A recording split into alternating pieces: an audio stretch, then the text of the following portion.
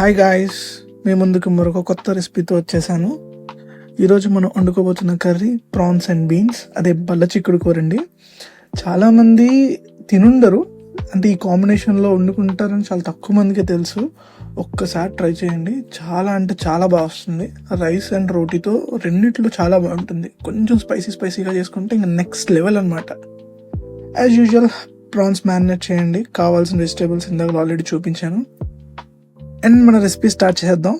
లైట్గా ఆయిల్ వేసుకొని కొంచెం జీలకర్ర వేసి వేపుకోండి. సన్నంగా తరుక్కున్న గార్లిక్ని వేపుకోండి. ఎప్పుడైనా సరే ప్రాన్స్కి గార్లిక్ చాలా బాగుంటుంది. ఆ చిన్న చిన్న పీసెస్ కర్రీ అయిపోయిన తర్వాత చాలా బాగా టేస్ట్ వస్తాయి. అండ్ దెన్ పచ్చిమిర్చి వేసుకొని ఇందాక మనం మ్యారినేట్ చేసి పెట్టుకున్న రొయ్యలను వేసుకొని వేపుకోండి.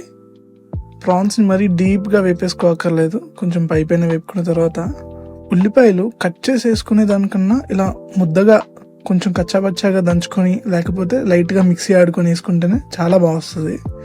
ఎందుకంటే ప్రాన్స్తో ఉల్లిపాయలు ఎప్పుడు కూడా ఇలా ముద్దగా వేసుకుంటే బాగుంటుంది.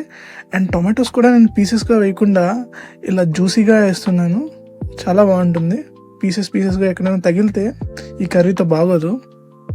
ఈ రెండు కాస్త పచ్చివాసన పోయేదాకా లైట్గా వేపుకొని ఇందాక మనం కట్ చేసి పెట్టుకున్న బీన్స్ని వేసేసుకోండి. ఉల్లిపాయ టమాటో ముందే వేసేసుకున్న తర్వాత ఈ బీన్స్ వేసుకుంటే సరిగ్గా బాయిల్ అవ్వేమో లేకపోతే ఫ్రై అవ్వేమో అనుకుంటారేమో, అలా ఏం లేదు. తర్వాత మనం పెట్టుకోబోయే స్టీమ్, మూత పెట్టుకుంటాం కదా, ఆ స్టీమ్కే బాగా బాయిల్ అయిపోతాయి. అండ్ దెన్ కొంచెం కారం, ఉప్పు మీ టేస్ట్కి తగినట్టు వేసుకోండి. అండ్ కొంచెం గరం మసాలా అండ్ జీలకర్ర పొడి, ధనియాల పొడి, వీలైతే కొంచెం పసుపు వేసుకోండి.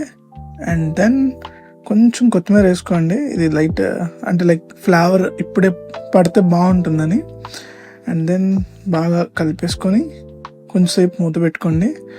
బాగా కింద అంటేస్తుందేమో అనిపిస్తే స్లైట్గా వాటర్ వేసుకోండి. అండ్ నేను కొంచెం నిమ్మకాయ కూడా వేసుకుంటున్నాను, ఎందుకంటే టేస్ట్ బాగుంటుందని. ఇంకాసేపు మూత పెడుతూ కలుపుతూ ఒక 10 minutes అలా చేశారంటే ఎంతో టేస్టీ కర్రీ రెడీ. చాలా బాగుంటుంది. రోటీతో అయినా సరే, రైస్తో అయినా సరే ఒక్కసారి ట్రై చేయండి. అండ్ ఎలా వచ్చిందో కామెంట్స్లో చెప్పండి. Thanks for watching.